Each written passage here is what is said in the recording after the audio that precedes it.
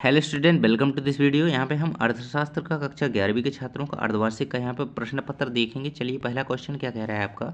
एक आर्थिक समस्या उत्पन्न होती है, सही विकल्प रहेगा आपका पहला। 6 अंक ही रहेंगे। तो पहला क्वेश्चन क्या है, एक आर्थिक समस्या उत्पन्न होती है क्योंकि यहाँ पे इसका आंसर है ऑप्शन नंबर डी, है ना। सभी ये इस पर निर्भर करते हैं, तो यहाँ पे ऑप्शन नंबर डी आंसर, उपरोक्त सभी आंसर हो जाएगा। अगला क्वेश्चन है आपका, आंकड़ों को तालिका के रूप में प्रस्तुत करने की प्रक्रिया कहलाती है, तो सारणीकरण कहलाती है, क्योंकि तालिका और सारणीकरण का अर्थ एक ही होता है। तालिका वही होती है और सारणी भी वही होती है, तो सारणीकरण यहाँ पे लिख देंगे आंसर। अगला क्वेश्चन है आपका, केंद्रीय प्रवृत्ति का सबसे अधिक इस्तेमाल किया जाने वाला उपाय है केंद्रीय प्रवृत्ति का अंकगणित औसत होता है। यहाँ पे आंसर लगाएंगे अंकगणित औसत। इसके बाद अगला क्वेश्चन है, मानक विचलन की बात कर रहा है। मानक विचलन की गणना के लिए कितनी विधियां हैं, तो 4 विधियां आंसर हो गया यहाँ पे 4, है ना। 4 आंसर लगाएंगे, मानक विचलन की 4 विधियां। यहाँ पे नीचे देख सकते हैं आप, ऊपर ही देख लीजिए। अगला क्वेश्चन है, जब दो घरों में एक ही अनुपात में स्थायी रूप से परिवर्तन होता है तो इसे कहते हैं, तो इसे भूमध्य रेखीय संबंध कहते हैं। ऑप्शन नंबर ए आंसर लगाएंगे। अगला क्वेश्चन है, ब्रिटिश भारत के दौरान पहली बार जनगणना के आंकड़े कब एकत्रित किए गए, तो यहाँ पे 1982 आंसर लगाएंगे, 1982। चलिए आगे बढ़ते हैं। स्थानिक वर्गीकरण की बात कर रहा है। स्थानिक वर्गीकरण में खालिस्तान वर्गीकृत चर बन जाते हैं, तो स्थान आंसर आ जाएगा आपका यहाँ पे स्थान वर्गीकृत चर बन जाते हैं। अगला क्वेश्चन है आपका, कल्पित माध्य को खालिस्तान द्वारा व्यक्त किया जाता है, ए के द्वारा व्यक्त किया जाता है, आंसर लिखेंगे ए। अगला क्वेश्चन है, माध्यिका की गणना के लिए खालिस्तान मानों को खालिस्तान में व्यवस्थित किया जाना चाहिए, तो मानों को हमें अवरोही, है ना, कि आरोही या अवरोही क्रम में व्यवस्थित करना चाहिए, आंसर लिख देंगे आरोही अवरोही क्रम में व्यवस्थित किया जाए।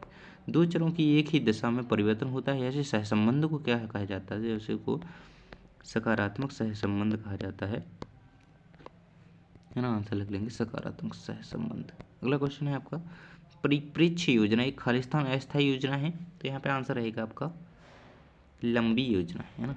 लंबी आ जाएगा खालिस्तान में, तो भर लेंगे। अगला क्वेश्चन है आपका, खालिस्तान का तात्पर्य सामाजिक हित स्वहित की सर्वोच्चता है, तो उन्मूलन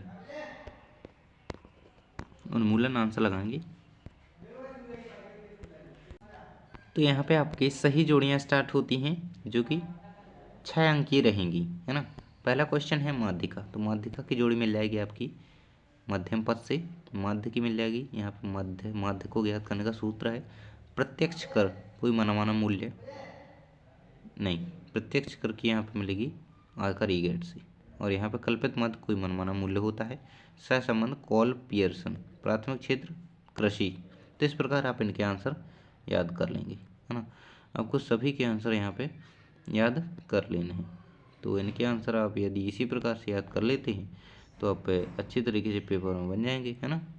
तो सभी के आंसर आपको याद कर लेने हैं। तो चलिए आगे बढ़ते हैं। देखिए, यहाँ पे क्वेश्चन आते हैं आपके सत्य असत्य का चयन कीजिए। 7 अंक के रहेंगे, सत्य असत्य। पहला क्वेश्चन है, संचयी बारंबारता वर्ग की बारंबारता के रूप में होती है ना। तो यहाँ पे बिल्कुल असत्य आंसर इसका हो जाएगा। अगला क्वेश्चन है, माध्यिका के मदों के विचलन का योग शून्य होता है, असत्य। विचलन का ऋणात्मक वर्गमूल मानक विचलन है, असत्य। अगला क्वेश्चन है आपका, दो या दो से अधिक समूह या जंजीरों के बीच निश्चित संबंध को सहसंबंध कहा जाता है, बिल्कुल सत्य है। इसके बाद है, तृतीयक सेवा क्षेत्र का दूसरा नाम है, सत्य हो जाएगा।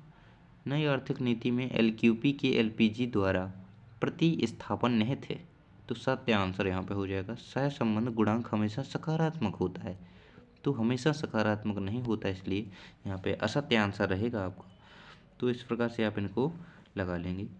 सभी के आंसर मैंने यहाँ पे लगा दिए हैं, याद कर लीजिएगा। चलिए आगे बढ़ते हैं। आपका एक शब्द या वाक्य में उत्तर, ये वाला क्वेश्चन स्टार्ट होता है। 7 अंक के रहेंगे। पहला क्वेश्चन है, अर्थशास्त्र जीवन के सामान्य व्यवसाय को मानव जाति का अध्ययन, ये किसकी परिभाषा है, यही क्वेश्चन है आपका। ये परिभाषा किनकी है आपकी, तो ये अल्फ्रेड मार्शल की परिभाषा है यहाँ पे जो दी गई है। आप आंसर लगाएंगे अल्फ्रेड मार्शल और है ना। अगला क्वेश्चन है आपका, हम अंकगणितीय रेखा ग्राफ को क्या कहते हैं? तो समय श्रृंखला ग्राफ उसे कहा जाता है, समय श्रृंखला ग्राफ। चलिए अगला क्वेश्चन देखते हैं। भारत में कौन सा सूचकांक कीमतों में औसत परिवर्तन को मापने में मदद करता है? तो यहाँ पे आंसर लगाना है आपको उपभोक्ता मूल्य सूचकांक। इसके बाद है अगला क्वेश्चन, लॉरेंज वक्र का सर्वप्रथम प्रयोग किसने किया था? तो डॉक्टर मैक्स ओ लॉरेंज ने, है ना, डॉक्टर मैक्स ओ लॉरेंज ने सर्वप्रथम इसका यूज़ किया था। अगला क्वेश्चन है, दो प्रकार के मूल सूचकांकों के नाम लिखिए। तो सामूहिक मूल सूचकांक, निर्देशांक, यहाँ पे आप नाम आंसर लिख लेंगे, सामूहिक मूल सूचकांक, निर्देशांक। अगला है, बांग्ला में अकाल कब पड़ा? तो 1943 में अकाल पड़ा था बांग्ला में। इसके बाद है अगला क्वेश्चन, अप्रत्यक्ष कर का एक उदाहरण लिखिए। तो यहाँ पे जीएसटी इसका आंसर हो जाएगा, जीएसटी, है ना, अप्रत्यक्ष कर का एक उदाहरण है जीएसटी। तो आगे के क्वेश्चन के आंसर जल्दी ही हम अगला वीडियो लाएंगे, सब्सक्राइब करके रखिए। थैंक्स फॉर वॉचिंग, मिलते हैं अगले वीडियो में।